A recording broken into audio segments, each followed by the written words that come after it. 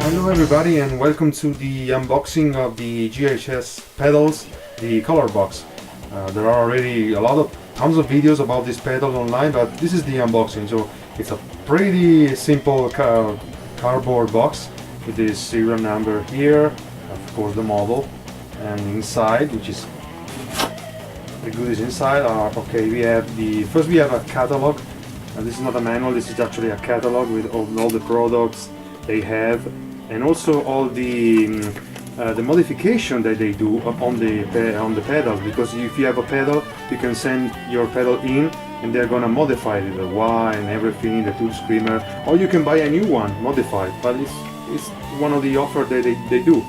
The second thing we have is it's a manual, a very simple manual on how to operate the unit. Then we have the warranty info, and we have the nice sticker, which is the same as here on the box.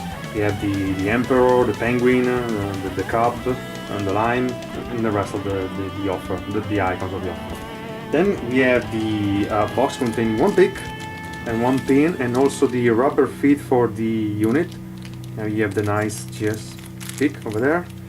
And then we have the unit itself, which is pretty bulky actually, very thick and very bulky. You're gonna see the review later. And then we have the transformer or the power supply. This is the American version, the 110 volts. Okay, moving on to the pedal itself, you can see that it's kind of very simple because it has only three sections basically. The blue section here is just your treble, middle, and bass. And then you have the red section here. You have your master, your pre-volume, and your step. So the master is just controlling the overall signal, so the output signal, and the pre-volume is actually functioning as a gain. So you can crank it up if you want a distortion with your guitar, or you can just put it down if you want a clean sound, for example. And then you have your step control here, which actually has 4 positions differently from the other knobs that are actually rotating freely.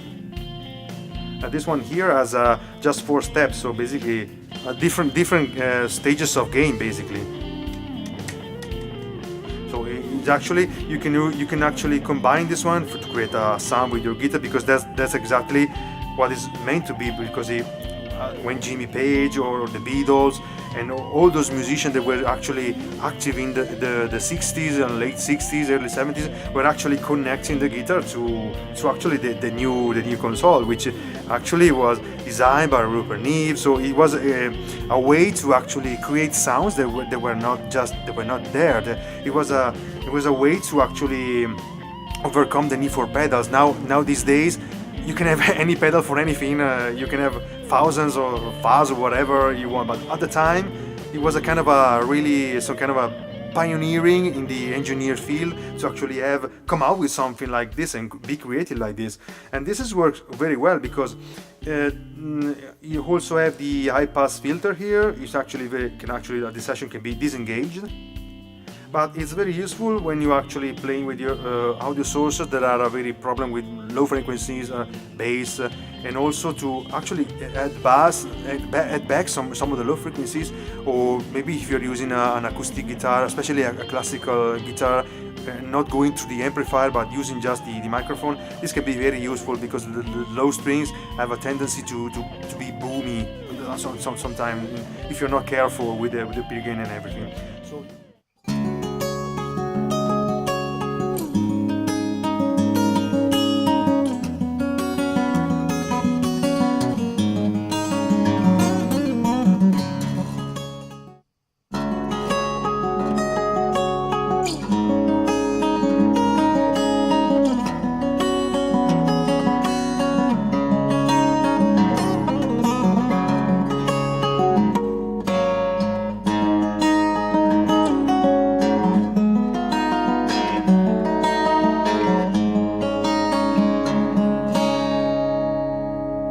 So you can actually use this one with the guitar, but also with a lot of other sources, because on the side here there's an XLR input, which also can be replaced, can be used by at the same time by the normal jack standard here. And you also have the possibility to actually select between line and XLR, and also you have a 20 decibel cut here in the signal, because this is very useful when you are, for example, you're in a stage and you realize that, I don't know, some microphone is just too loud, it's distorting, or I don't know, whatever. You can actually flip it back. You need a little thing, a little screwdriver to get inside here.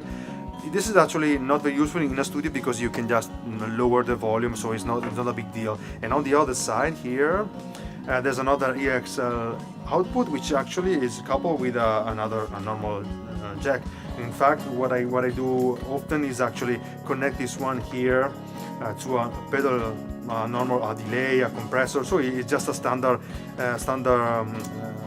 jack here, so it's very useful. But you can see right now that this pedal here is not exactly a pedal board friendly, because it's very big, especially if you compare the thickness. Look at that.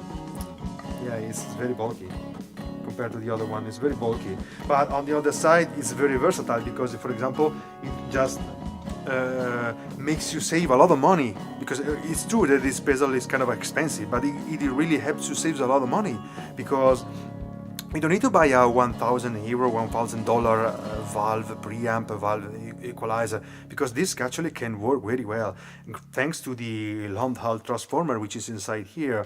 So the Landal factory, which is in Sweden, is a kind of a, I don't know, the custom shop transformer, you could say, because they don't buy anything from the market, they don't export everything, they do everything in Sweden. And so they build the same machine that actually made this transformer. So when they get a customer, or I don't know, an order from JHS or whatever, they just build a specific transformer, like the one I'm going to show you in the video here, which is made, my microphone transformer, which is made exactly for this specification, this, I don't know, milliamps, whatever. They check everything. So basically it's just a custom shop basically for transformer. And this Landal here is really coloring in the right way your sound. So it's making, especially the acoustic source, because okay, if you're playing with your guitar, it's connected to the amp, then you have a compressor, then a delay, then you're connected to that speaker or the other speaker. So your guitar is basically already good. It's already okay. You just spend a lot of money for the guitar, but it's very critical when you're trying to record an acoustic source, for example, the voice and the acoustic guitar. This actually works very well as a preamp. In fact, the voice that actually you are hearing now is going right through this one. And usually I can put some reverb, a delay, whatever, but it's a very versatile situation, because it really helps you to control your voice, to add your right equalization, and it's a preamp. So that transformer is really helping you to make the voice and the acoustic guitar and whatever acoustic source or whatever other source very colorful in the right way.